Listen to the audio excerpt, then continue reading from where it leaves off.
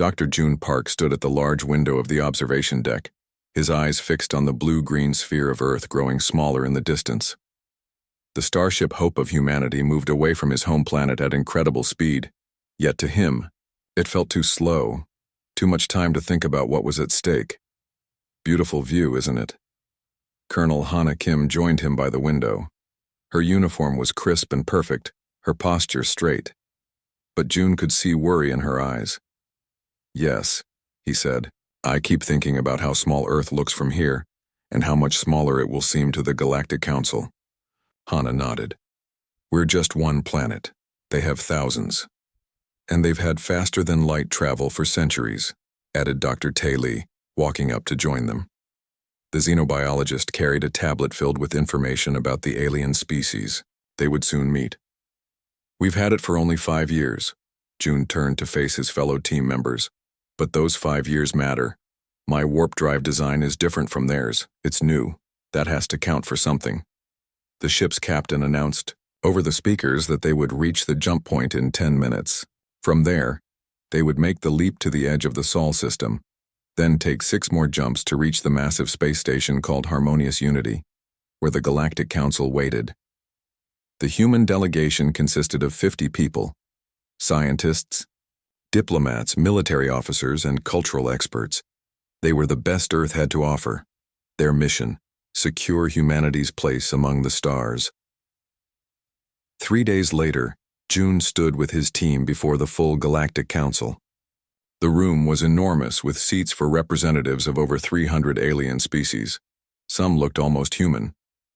Others were so different that June could barely understand what he was seeing. At the center sat the High Arbiter, Vexmore. The alien was tall and seemed to be made of living crystal. Light moved through its body in patterns that might have been beautiful if June wasn't so nervous. "Representatives of Earth," Vexmore spoke, its voice translated into English by the small devices in the human's ears. "We have reviewed your application for membership in the Galactic Council. We have studied your biology, your technology, your history, and your culture." June felt a surge of hope. His team had worked for months preparing the application, showing humanity's achievements and potential. "Based on our standard metrics," Vexmore continued, "we have reached a decision. Humanity is classified as a Tier 4 species." A murmur ran through the council chamber. June didn't understand what this meant, but from the reactions of the aliens around them, it wasn't good. Ambassador Lee, the head of the human delegation, stepped forward. "High Arbiter, could you explain what this classification means?" Vexmore's crystalline body flickered with blue light. "Certainly. The Council recognizes 5 tiers of species. Tier 1 represents the most advanced civilizations, those with the greatest contributions to galactic knowledge and peace. Tier 5 represents pre-spaceflight species who require protection but have no voice in Council matters." The High Arbiter gestured to a large display that appeared in the air. "As a Tier 4 species, humans will have limited access to Council space. You may trade with approved species only. You will not receive advanced technology until you demonstrate sufficient cultural and ethical development, which we estimate will take at least 100 standard years." The human delegation stood in shocked silence. Ambassador Lee tried to keep her face neutral, but June could see she was upset. "High Arbiter," she said calmly, "we respectfully disagree with this classification. Humanity has made great strides in a short time. Our warp drive technology alone is functional but crude," interrupted a small, gray-skinned alien with 6 eyes. "I am Science Director Paul of the Technology Assessment Committee. Your warp drive works, yes, but it is similar to designs we abandoned centuries ago." June couldn't stay silent anymore. "That's not true. Our approach to warp field generation is fundamentally different from anything in the technical data you shared with us." The science director blinked all 6 eyes in what might have been surprise. "Different, perhaps, but not better. Your civilization is barely unified. You still have armed conflicts on your own planet. Your energy production is inefficient. Your medical technology is primitive. These are not the marks of a Tier 3 or higher civilization." Ambassador Lee put a hand on June's arm, warning him to be quiet. She addressed the council again. We understand that humanity has much to learn, but we believe our unique perspective could be valuable to the Council. We ask for reconsideration. Vexmore rose to its full height of nearly 3 meters. Under Council law, you have the right to appeal this decision. You have 6 standard months to prepare your case. Until then, the Tier 4 restrictions will apply. With that, the meeting was over. The human delegation was escorted from the chamber to their assigned quarters on the station. This is an insult. Colonel Kim paced the room where the core team had gathered. They're treating us like children. Dr. Lee sat quietly, reviewing the Council's full report on his tablet. According to this, our genetic engineering capabilities are worryingly unpredictable. Our AI development is called reckless. They don't think we can be trusted with advanced technology. June stared out the window at the massive space station that stretched as far as he could see. Harmonious Unity was home to millions of beings from hundreds of worlds. It was a marvel of engineering and cooperation, proof of what could be achieved when different species worked together. They're wrong about us, he said finally. They measured our worth by their own standards. But humanity has something they didn't include in their metrics. What's that? Asked Colonel Kim. When humans are underestimated, we work harder. When we're backed into a corner, we get creative. When someone tells us we can't do something, he turned to face his team, a small smile forming on his lips. That's exactly when we prove them wrong. Ambassador Lee joined them, looking tired but determined.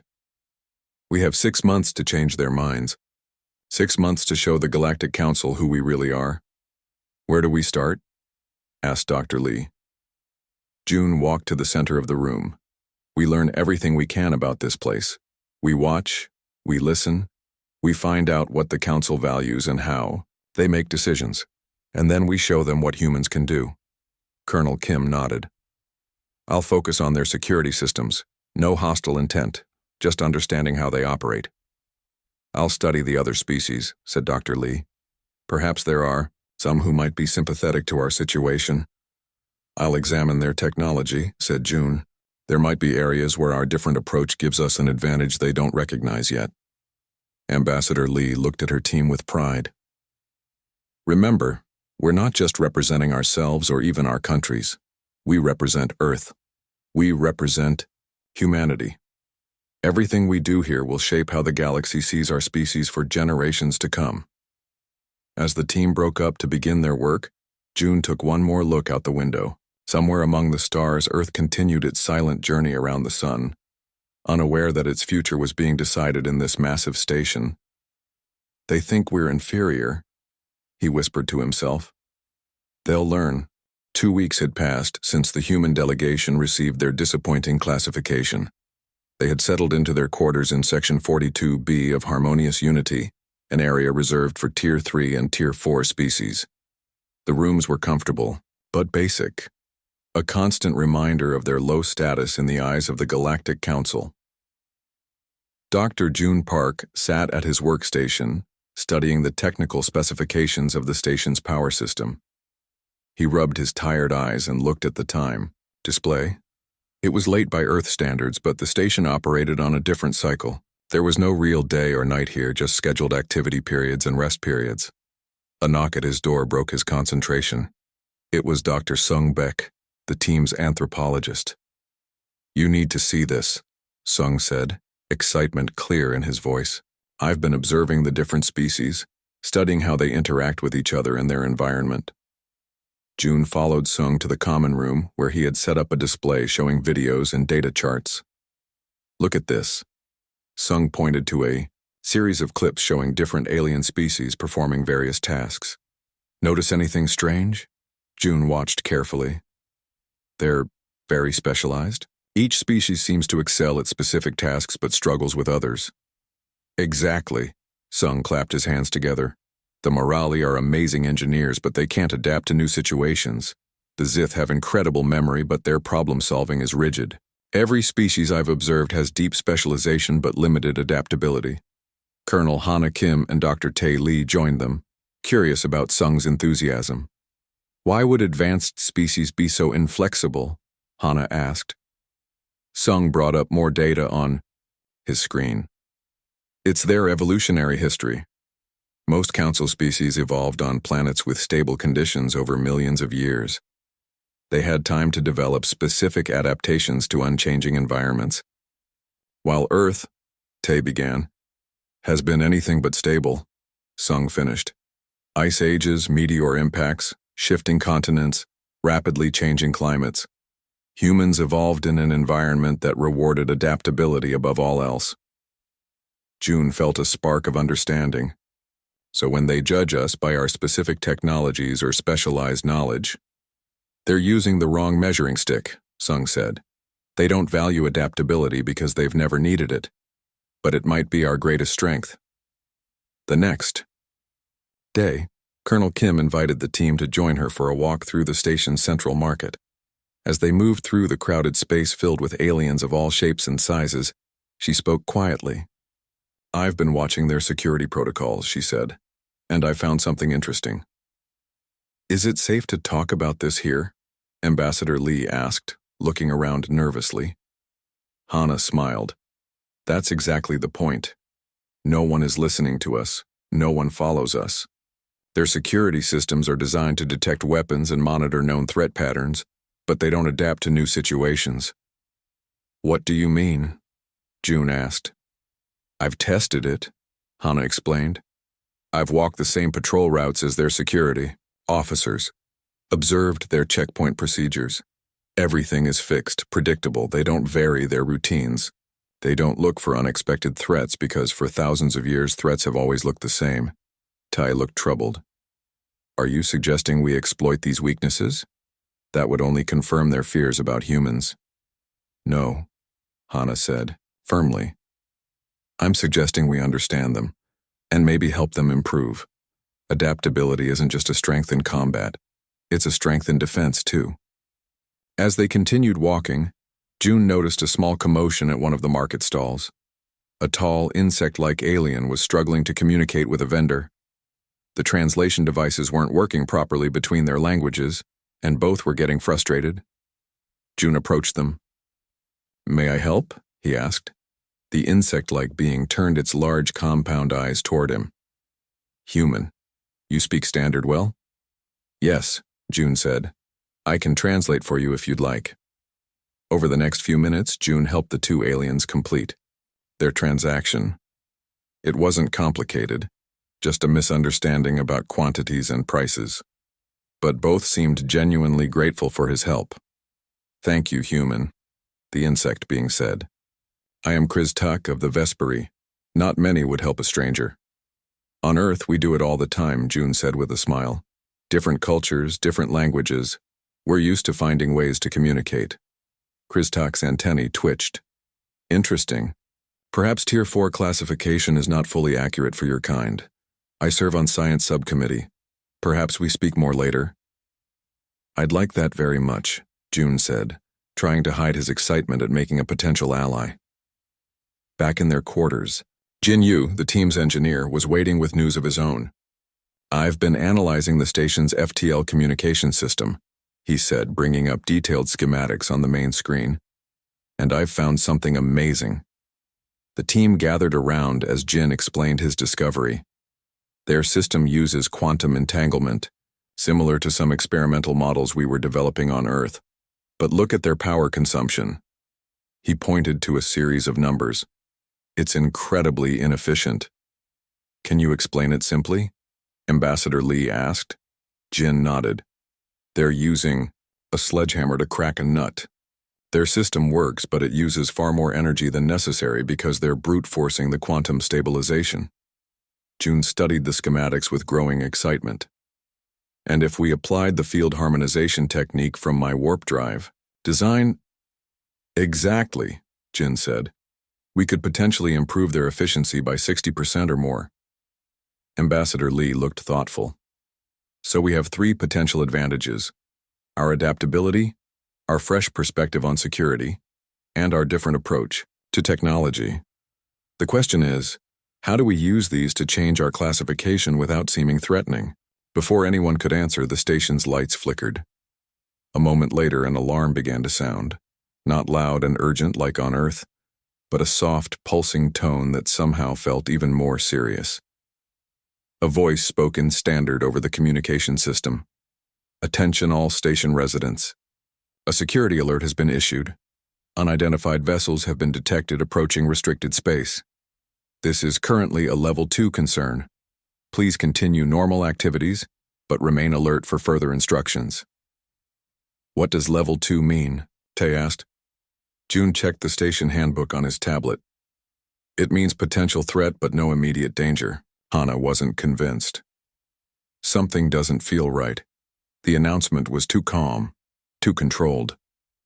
As if to confirm her suspicions, the lights flickered again. Longer this time. The soft alarm changed to a higher pitch. Level 3 alert. All non-essential. Personnel, please return to quarters. Security teams to designated positions. This is not a drill. June and his team exchanged worried glances. They had only been on the station for 2 weeks. They didn't yet understand all its systems and protocols. But they did understand one thing. Something was wrong, and the carefully ordered world of the Galactic Council was about to be tested. What do we do? Sung asked. Ambassador Lee stood up, her decision made. We stay alert. We observe.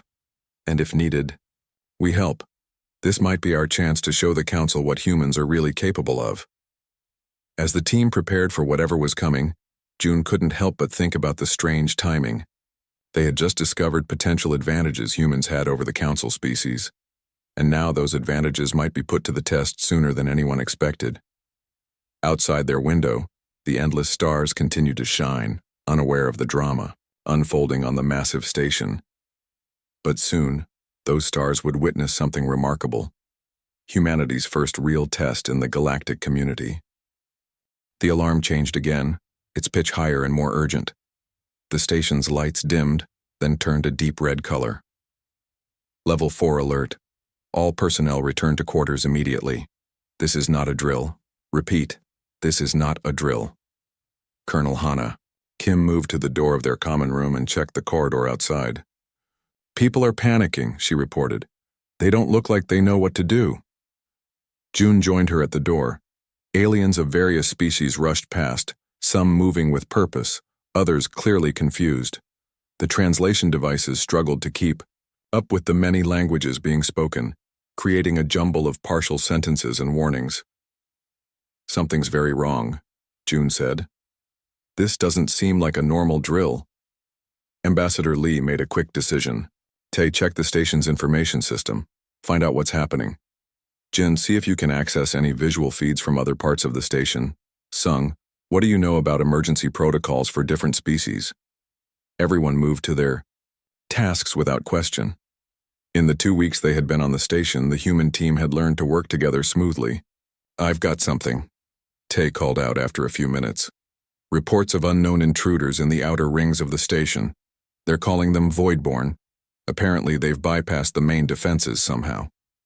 I can see them, Jin said, his voice tense. He had managed to access a security feed from one of the outer sections. Look at this. The team gathered around Jin's screen. The footage showed dark, shifting shapes moving through a corridor. They seemed to flow rather than walk, like living shadows with faint glowing spots that might have been eyes. What are they? Sung asked. The information system says Voidborn are a non-council species from deep space. Tay read from his screen. They've attacked isolated outposts before, but never something as big as harmonious unity. The station shuddered. The lights went out, completely for a few seconds before the emergency power kicked in. They've damaged something important, Jin said. Maybe a power conduit or... Another violent shake interrupted him. This time, they all felt the artificial gravity fluctuate. For a moment they were weightless, then gravity returned at what felt like twice the normal strength, then back to normal. This is bad, Hana said. If they lose gravity control throughout the station, it will be chaos. Ambassador Lee looked at her team. We need to help, not just for ourselves, but for everyone on this station. What can we do? Sung asked. We're just visitors. We don't have access to any systems or weapons. We have our minds, June said, and our ability to adapt.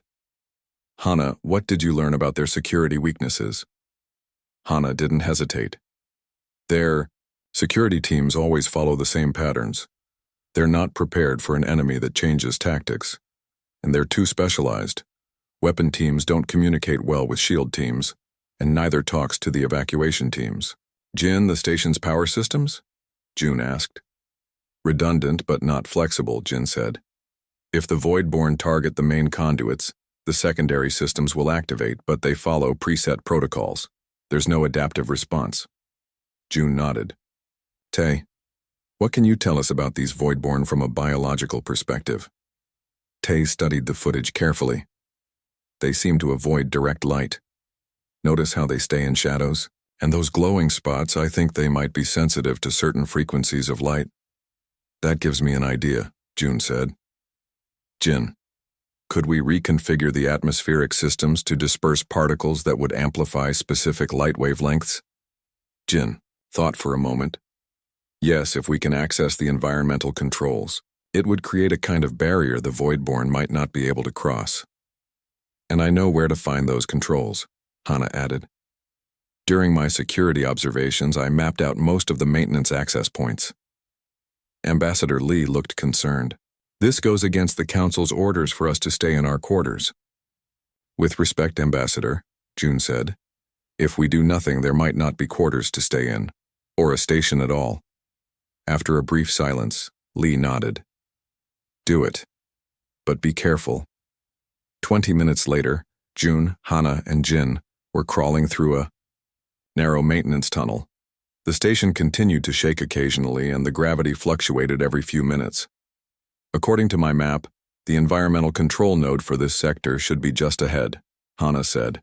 They reached a small junction, room filled with pipes and control panels. Jin immediately went to work connecting his tablet to the station's systems.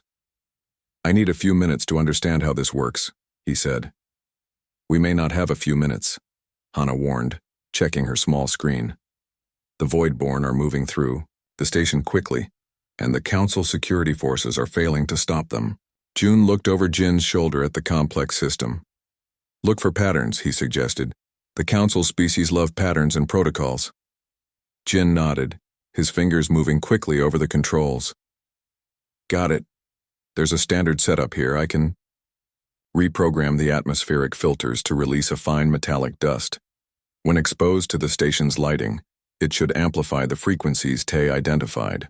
While Jin worked, June contacted Tay back in their quarters. Are you still monitoring the station's communications? Yes, Tay's voice came through clearly. It's chaos out there. The Council's high command is trapped in the central chamber. The Voidborn have surrounded them. June shared a look with Hana. The central chamber? That's where the most important council members would be. Hana checked her map. We're not far from there. If Jin's light barrier works, we might be able to help them. Jin finished his work and activated the new program. Done. The particles are releasing now. They'll spread through the air circulation system. But I don't know how long the effect will last. Let's move, June decided. Tay, tell Ambassador Lee what we're doing. We're going to try to reach the central chamber. The corridors were eerily empty as they made their way toward the center of the station. Occasionally, they passed abandoned security posts or huddled groups of aliens taking shelter. The Council, security forces are all following their evacuation protocols, Hana observed. No one's trying anything new. They reached a major intersection and stopped. Ahead of them, a group of the shadow-like Voidborn moved through the corridor, seeming to absorb the light around them. Wait, Jin whispered. The particles should reach this area soon. As they watched, the air began to shimmer slightly. The station's normal lighting seemed to intensify, creating a bright barrier of light. The Voidborn approached it and then recoiled, their shadowy forms contracting as if in pain. It's working, June said. They can't cross the light barrier. With the Voidborn blocked, the three humans continued toward the central chamber. When they reached the massive doors, they found them sealed shut. Jin examined the control panel. It's locked down in emergency mode. I can't override it from here. There must be another way in, June insisted. He looked up and saw a maintenance hatch in the ceiling. There, the environmental systems must connect to the chamber. Using makeshift tools and their combined strength, They managed to open the hatch and climb into the narrow space above. As Hana had predicted, the duct led directly to the central chamber. When they dropped down into the grand room, they were met with a scene of confusion. About 30 of the highest-ranking council members, including the crystalline High Arbiter Vexmore, were huddled in the center.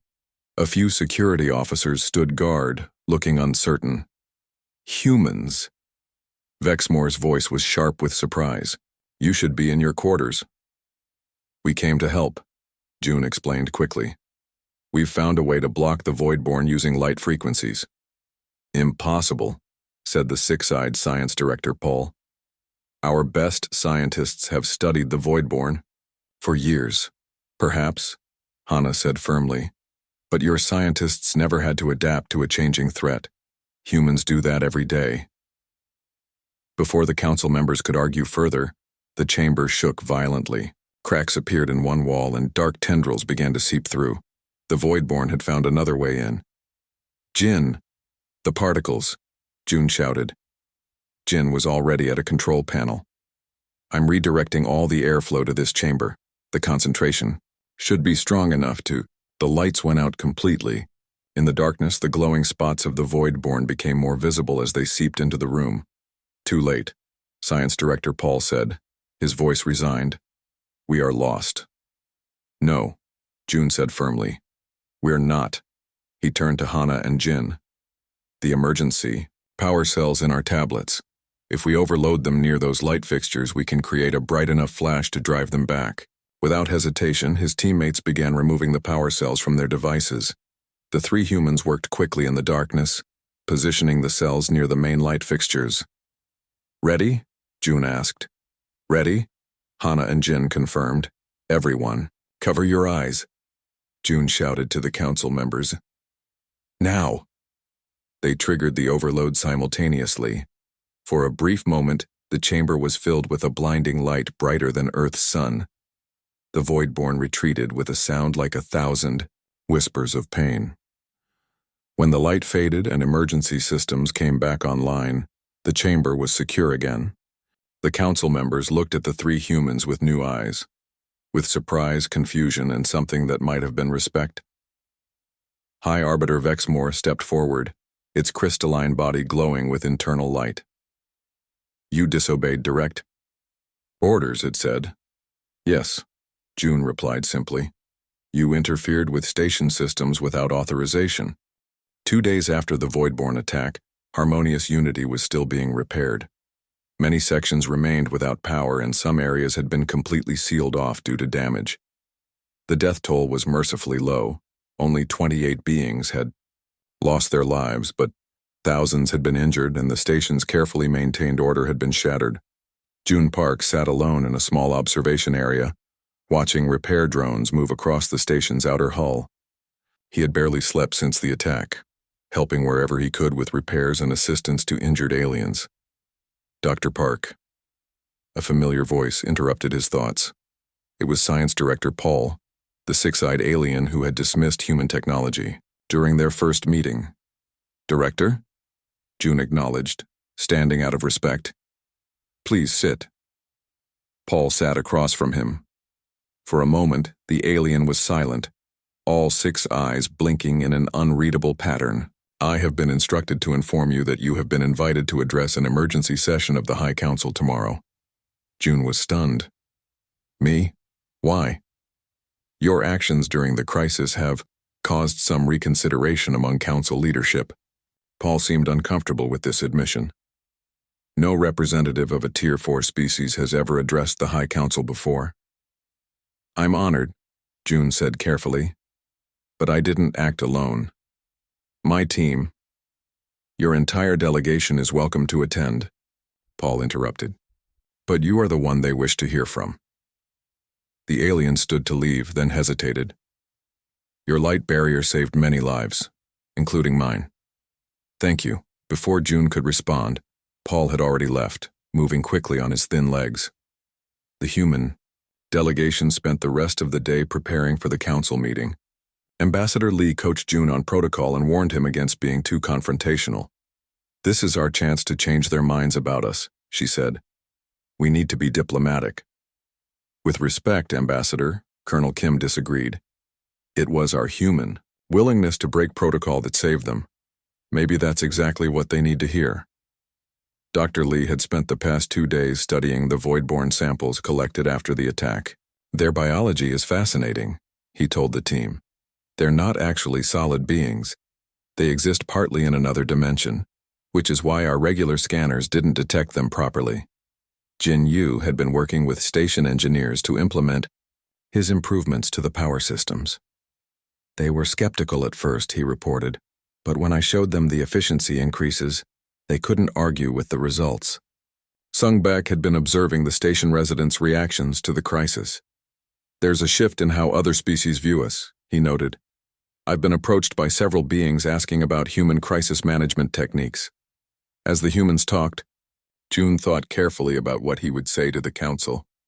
He knew this might be their only chance to change humanity's standing in the galactic community.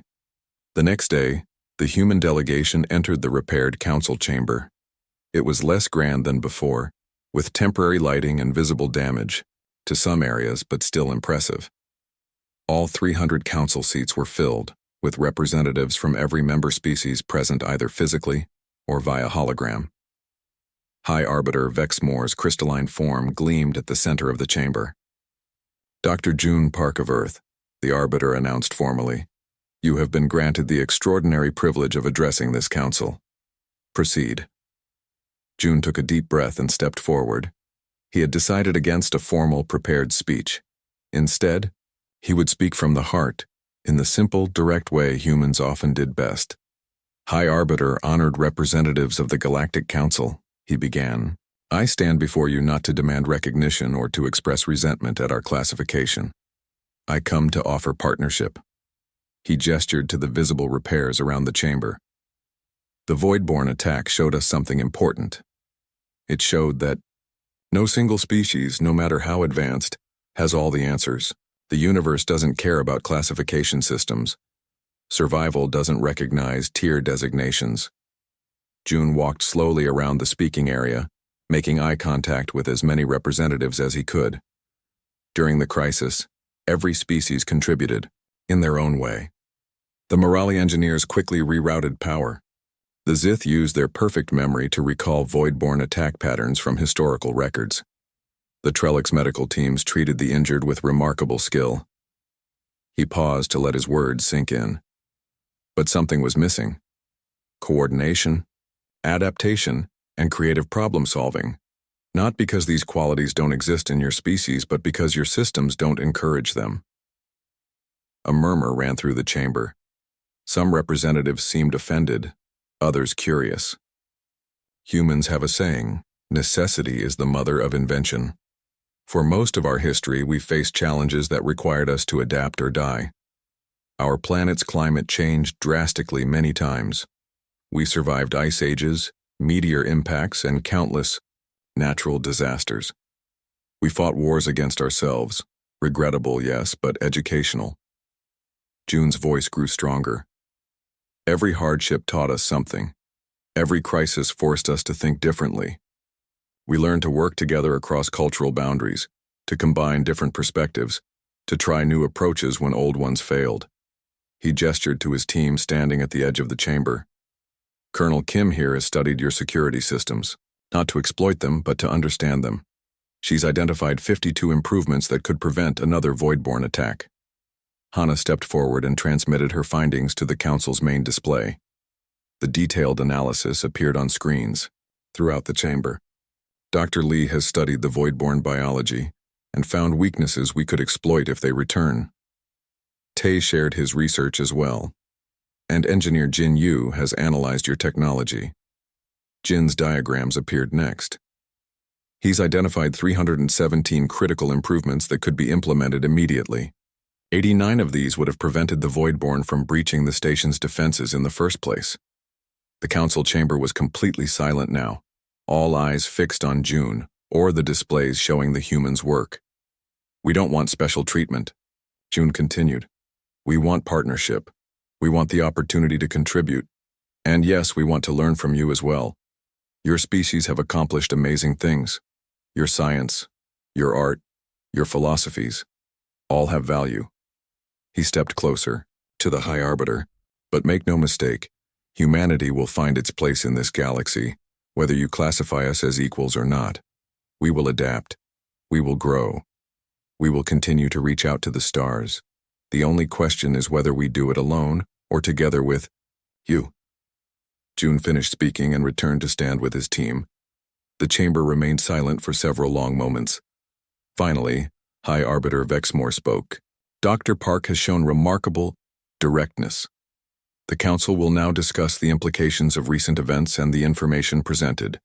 The human delegation is dismissed until our deliberations are complete. As they left the chamber, Ambassador Lee whispered to June, "That wasn't exactly the diplomatic approach I suggested." "No," June agreed with a small smile. "It was the human approach." For the next 3 days, the humans heard nothing from the Council. They continued to help with repairs and share their knowledge with any species willing to listen. Word of their actions during the crisis had spread throughout the station, and many aliens now approached them with curiosity rather than dismissal. On the morning of the 4th day, they received a formal message. The Council had reached a decision regarding Earth's status. All members of the human delegation were required to attend a special ceremony the following day. "What do you think it means?" Jin asked as they discussed the message in their common room. "They could be planning to send us home," Hana said pessimistically. "Or they could be recognizing our contribution," Tae suggested. Sung had been talking with various species around the station.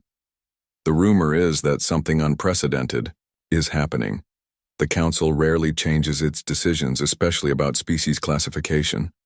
Ambassador Lee looked worried. "Whatever they decide, we must accept it with grace. We've done our best to represent Earth." June stared out at the stars, thinking about their home planet, still so far away. "We've shown them who we are," he said, quietly. "Now it's up to them to decide what that means for our future in this galaxy." The humans spent the rest of the day preparing for the ceremony, each lost in their own thoughts about what might happen next. Had they done enough to change the Council's mind? Or had June's direct approach only reinforced their view of humans as an unpredictable, potentially dangerous species? Tomorrow they would find out if humanity had earned its place among the stars. The day of the ceremony arrived. The human delegation dressed in their formal Earth uniforms, each person quiet and thoughtful. They had been on harmonious unity for only 3 weeks, but it felt much longer. In that short time, they had faced dismissal, discovered the Council's weaknesses, survived an alien attack, and possibly changed the course of Earth's future in the galaxy. "Whatever happens today," Ambassador Lee told her team, "I want you all to know that you've represented humanity with courage and honor." "It was a team effort," June said. "We all did what humans do best. We adapted and worked together." A Council escort arrived to bring them to the ceremony. The tall, four-armed alien bowed respectfully, something that wouldn't have happened when they first arrived. "Please follow me," the escort said. "All diplomatic missions have been asked to attend. The High Arbiter has declared this a momentous occasion." The humans exchanged nervous glances. This sounded bigger than they had expected. The main assembly hall was the largest space on the station. Unlike the Council chamber, which held only official representatives, this massive room could accommodate thousands of beings. Today, it was filled to capacity. Species of all shapes, sizes, and forms waited in tiered seating that rose high above the central platform.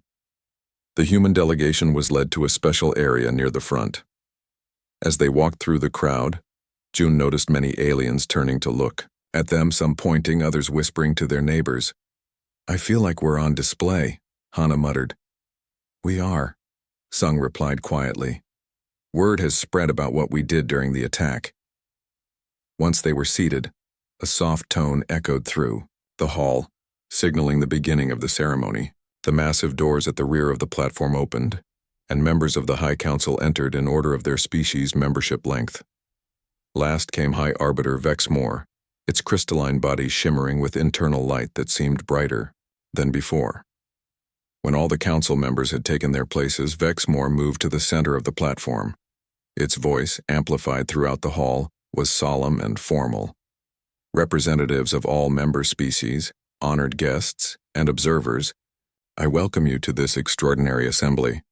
In 3,000 years of council history, what we do today has happened only 16 times. A buzz of excitement ran through the crowd. The humans looked at each other in confusion. They had no idea what Vexmore was talking about. The council's classification system has served us well, Vexmore continued. It has provided order and structure to our interactions with new species. It has protected developing civilizations from technologies they were not ready to control. It has maintained peace across the galaxy. The High Arbiter's crystalline form rotated slowly, addressing all sections of the hall. But any system, no matter how well designed, must evolve. When evidence shows that our assumptions are incorrect, we must have the wisdom to acknowledge this and adapt. June felt a surge of hope at these words. The council was talking about adaptation, the very quality he had emphasized in his speech. 3 weeks ago, representatives of Earth, a young species with barely 5 years of faster-than-light capability, arrived at this station. Following our established protocols, we classified humans as a Tier 4 species based on their technological development, societal structure, and historical patterns. Vexmore paused, and the light within its crystalline body pulsed in what June had come to recognize as a sign of emphasis. We were wrong. The statement echoed through the silent hall. Never before had the humans heard a council member, let alone the High Arbiter, admit to an error so directly. The Voidborn attack revealed weaknesses in our systems and thinking that we had not recognized. It showed us that our metrics for evaluating species' potential contributions to galactic society were incomplete. While we measured technological achievement, resource management, and cultural stability, we failed to measure adaptability, creative problem-solving, and cooperative innovation under pressure. Vexmore gestured to the human delegation. These humans, despite their limited technology and brief time in space, demonstrated qualities that many of our oldest member species have lost over millennia of comfortable existence. When faced with a crisis, they did not follow rigid protocols. They improvised. They did not wait for instructions. They took initiative. They did not protect only themselves. They risked their lives for beings they had just met. The High Arbiter moved to a large display that appeared in the center of the platform. In 3 millennia, no species has ever skipped classification tiers. The normal progression is gradual, with centuries between advancements. The display showed the familiar 5-tier system, with Earth's position marked in Tier 4. Today, by unanimous vote of the High Council, we acknowledge that our system failed to measure what truly matters in galactic citizenship. The display changed. Earth's marker moved upward, passing Tier 3, passing Tier 2, and stopping at Tier 1. A gasp went through the assembly hall. Even Ambassador Lee, with all her diplomatic training, couldn't hide her shock. Humans of Earth are hereby reclassified as a Tier 1 species with all rights, privileges, and responsibilities that entails. The hall erupted in sound. Some cheers, some protests, many excited conversations in hundreds of different languages. Vexmore raised its limbs for silence, and gradually the noise subsided. Further, we have created a new designation specifically for humanity: adaptive innovators. This classification recognizes that while humans might lack the specialized evolutionary advantages of other species, their adaptability, cooperative potential, and creative problem-solving represent a unique and valuable contribution to our galactic society. The High Arbiter continued to explain the details of Earth's new status: full trade rights, technological exchange programs, and a permanent seat on the Council's Innovation Directorate. The Council had officially recognized the superiority of the human warp drive design and commissioned joint research projects combining human creativity with Council resources. As these announcements continued, June found himself overwhelmed. He had hoped for some improvement in Earth status, perhaps a move to Tier 3. But this was beyond anything they had imagined possible. When the formal announcements were complete, Vexmore invited Ambassador Lee to speak. She rose gracefully and approached the platform, her face composed but her eyes bright with emotion.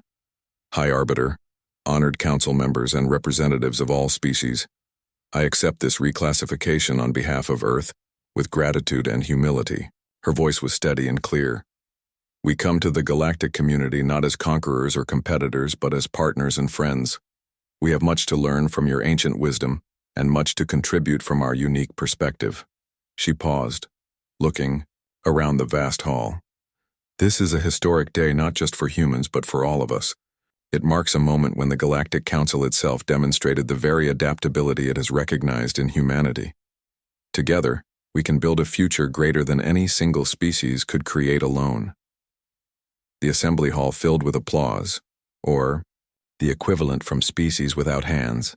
Even those who had been skeptical seemed moved by the ambassador's gracious words. Later, as the human delegation prepared to return to their quarters, now being upgraded to match their new status, June found a moment alone with his team. Did that really just happen? Jin asked, still looking stunned. It did, Sung confirmed.